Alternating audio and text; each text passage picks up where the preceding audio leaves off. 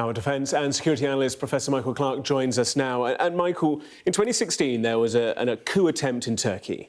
And President Erdogan could point to members of the military and also to a former ally in the United States as his explanation for the reasoning behind that coup attempt. This time round, he's surely got to be looking at himself in the mirror as to why there is this democratic movement against him and why he is facing the pressure and potentially acting in the way that he is now. Yeah, I'm sure that's exactly right, Gareth, because in 2016 it was a botched military coup. He blamed Gulen in the United States, the Gulenists, which didn't make any sense, and it was snuffed out quite quickly. And there was a big purge in the army as a result of that from 2016 onwards. But the army's role in this is pretty critical, because if he ends up turning the army out against protesters, the question is, will they turn out or will they sit on their hands? I mean, the army's always been political in Turkey. There are some countries, Pakistan's another one, where the attitude of the army is pretty critical to the way politics goes, and that may turn out to be the case here. But you're absolutely right, we haven't got to that yet, but he is facing a genuine democratic challenge from Imamoglu, yeah, that's him on the left, Mayor of Istanbul. I mean, he was elected Mayor of Istanbul in 2019. That election was then cancelled and he was re-elected with a bigger majority as a result of it. He was re-elected again in 2023. He represents, with the CHP party, which is the Republican People's Party, a genuine, democratic, less Islamized alternative to Erdogan's increasingly Islamist but very personal rule.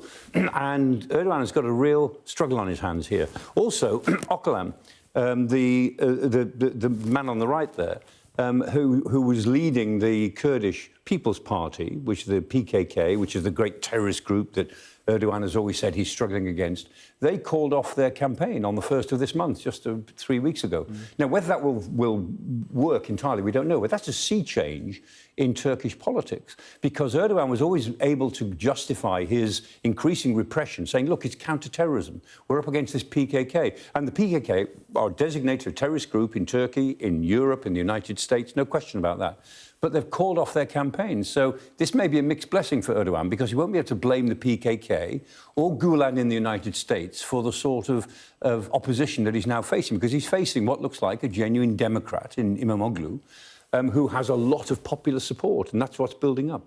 And just briefly, we also have to acknowledge that this isn't just domestic politics playing out here. There is wider implications. Second largest military in NATO, a country that straddles both Asia and Europe and is hugely consequential considering the countries that border it. Yeah, and Turkey has always played a historic role. I mean, it plays a role in Iraq, in Syria, where things are changing very quickly. It plays a role in the Ukraine war. Erdogan has played a role in that war. And, of course, it's a major power in NATO. It's militarily quite important in NATO, even though it's a very difficult NATO member. And NATO has been thoroughly fed up with Erdogan for years. But they can't do without him, because Turkey is important. It's a country, the Turkic world spans 3 continents, in a sense, the Middle East, the Near East, the Middle East, Central Asia and parts of Europe. And it's, I mean, 85 million people. It's a big country. It's on its knees economically at the moment, but potentially it's a big and important country. 85 million, and what, 1/5 of them in Istanbul itself? Yeah, yes, and about a fifth of them are Kurds. About 17 million of that 85 million are Kurdish peoples. So if there is peace with the Kurds now, if the Kurds have stopped trying to carve out their own state, that's a big plus for the future of Turkey, if they could put that to one side for the next generation. Don't know yet. It's only happened this month. There's a long way to go before that. Michael, though, thank you so much.